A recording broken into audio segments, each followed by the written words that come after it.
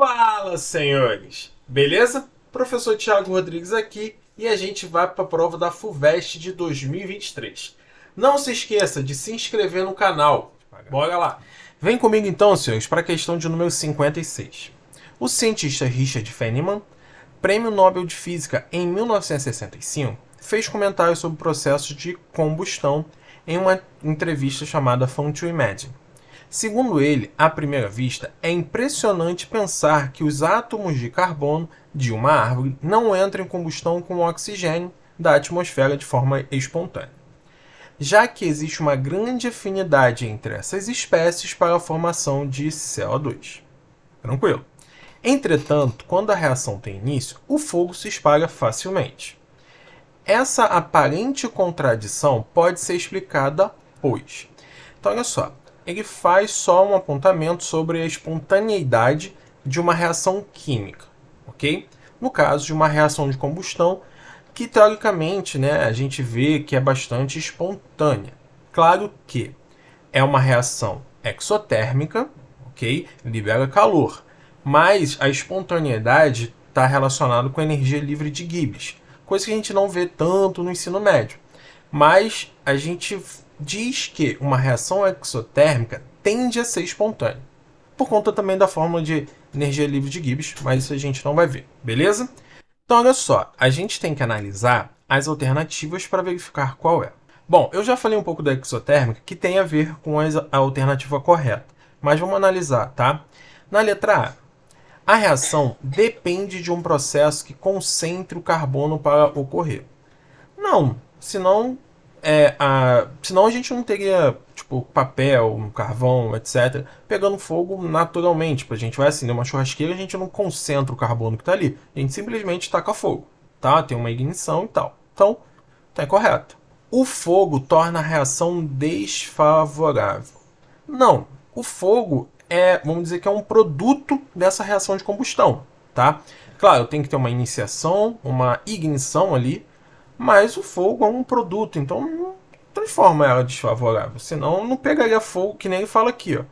Entretanto, quando a reação tem início, o fogo se espalha facilmente. Então não seria desfavorável. Está incorreto, beleza? O fogo depende da presença de CO2 para começar. Não. Vamos aqui a uma reação genérica de combustão, tá? Eu vou pegar aqui o carbono como se fosse a própria madeira, tá? Vou botar carbono de uma forma geral. A reação de combustão nada mais é de uma oxidação, tá? Então eu tenho gás oxigênio sendo um dos reagentes, tá? E eu tenho a formação, claro, se for uma combustão completa, eu tenho CO2, tá? Então eu vou botar aqui que essa aqui é uma combustão completa, tá? Vou botar assim. Se for uma reação de combustão incompleta, eu posso ter como produto monóxido de carbono ou mesmo fuligem, que é carbono, basicamente, tá? Mas essas daqui são reações de combustão incompleta. Pensando em combustíveis à base de carbono. Posso ter a base de carbono e hidrogênio, como são os hidrocarbonetos, ou mesmo com oxigênio ali. Então gera esses produtos. Nesse caso aqui, o carbono, né, o carvão, que seja, é o combustível, tá? E o oxigênio, botar um Vzinho melhor, o oxigênio é o nosso comburente. Qual a diferença? O combustível ele é queimado, tá? Ele fornece a matéria para ser queimado. O comburente alimenta a chama. Eu tenho que ter esses dois ali, além do calor. A gente tem um triângulo de calor, né, de combustão, que depende desses três pontos. Vou até botar aqui para vocês. Pera aí. Tá aqui o triângulo, seria esse daqui, tá? Para ocorrer a chama, eu tenho que ter esses três aqui, como se fossem os três pilares para acontecer uma combustão. Tem que ter o combustível, que no caso é o carbono, que seria a árvore em si, o comburente, que é o gás oxigênio, e o calor. Tá? Eu tenho que ter necessariamente esses três aqui para ocorrer uma chama. Ok?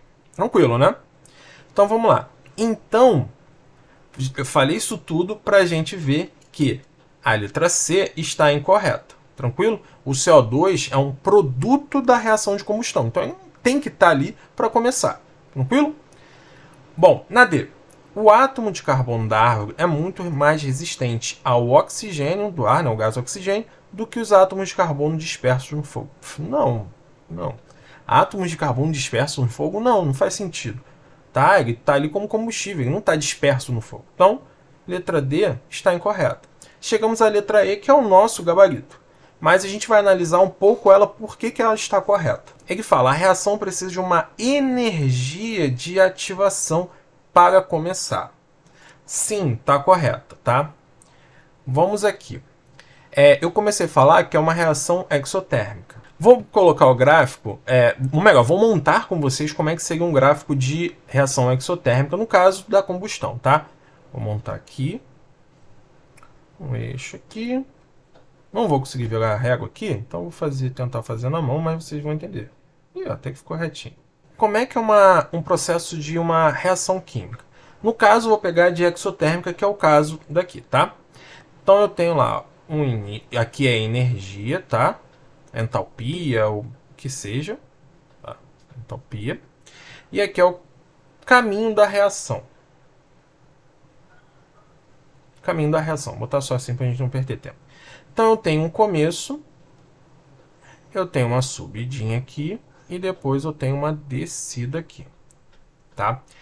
Aqui são os reagentes e aqui são os produtos, o final.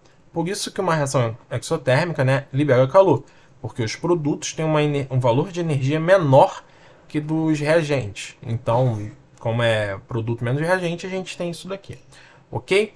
Vamos pegar aqui, sendo essa reação genérica, o carbono, tá, mais o oxigênio. E aqui, vou botar uma combustão completa, que é o mais comum de cair, que é o CO2. Ok? Então, o que é isso aqui? Tá vendo que, mesmo sendo exotérmica, eu tenho um aumento da temperatura, da energia, da entalpia, certo? Então tem isso aqui. Vou pegar aqui. Isso daqui é uma energia necessária, uma energia mínima necessária para que ocorra a reação, que é a nossa tão conhecida energia de quê? De ativação. Tá? Uma energia para ativar a reação. Tá? Um exemplo clássico. A gente tem a caixa de fósforo em casa. Ela pega fogo espontaneamente? Não. A gente tem que pegar o palito e riscar na caixa. Essa energia do que o atrito fornece é a sua energia de ativação para acontecer a reação de combustão. Tá? Clássico. De boa. Mesma coisa o isqueiro. A gente gira aquela bolinha, ou abre, que seja, que eu tenho aquela leve ignição ali para acontecer. Tranquilo? Então, essa energia aqui é a energia mínima para começar, para se iniciar uma reação. Aqui em cima, a gente tem o nosso complexo ativado. Vou botar assim, tá? Esse complexo ativado seria um meio termo da reação. Vou pensar da seguinte maneira aqui, ó. Tem um carbono, 2 átomos de oxigênio aqui. Então é tipo uma interação entre eles aqui, ó. Tá? Tá como carbono, então vai parecer que é o CO2, mas não é o CO2. É um intermediário deles, ok? Então é um composto que não tem fórmula definida, é tipo como se fosse todo mundo junto, que dali começa e depois eles se separam para formar os produtos, tá? Então, onde que eu quero chegar? É o que a letra E fala. A reação precisa de uma energia de ativação para começar. Então, mesmo essa reação espontânea, que né, que teoricamente é bastante espontânea, eu preciso de uma energia mínima para acontecer. Então, assim, a árvore não pega fogo, mesmo tendo 21% de oxigênio na atmosfera, porque eu não tenho essa energia. Então, assim, essa energia geralmente é a gente tacar fogo, sei lá, botar uma lupa ali, focar a luz do sol para acontecer. Então, eu tenho uma energia mínima para que essa reação ocorra. Tranquilo? Por isso que nossa letra E gabaritou a questão. Tranquilo? Ficou claro, senhores? Então, se ficou claro, se curtiu, dá aquele like aí, compartilha, comenta, manda um beijo, manda um salve. É isso, senhores. Valeu!